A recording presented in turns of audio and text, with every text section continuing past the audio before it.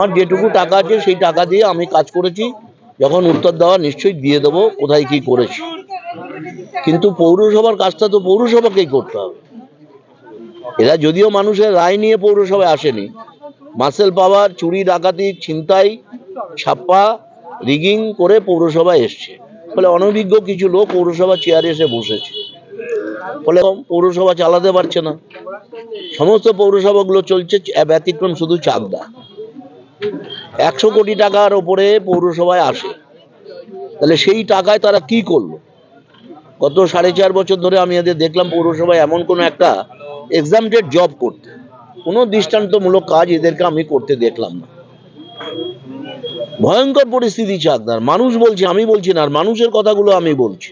বিধানসভায় তুলেছি, মন্ত্রীদেরকে চিঠি দিয়েছি, যত্রতত্র আবর্জনা ছড়িয়ে আছে, জঞ্জাল ছড়িয়ে আছে।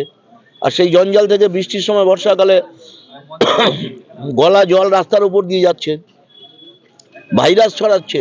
স্কুলের পাশে দিদিমণিরা রাস্তায় নামছে, অন্যান্য বিরোধীরা নামছে।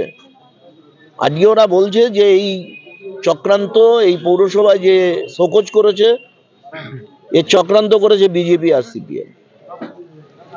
নিজেরা যখন দায় সামলাতে পারছে না, তার দায় আমাদের ঘাড়ে চাপিয়ে দিচ্ছে, নিজেদের দোষটাকে আড়াল করার চেষ্টা করছে।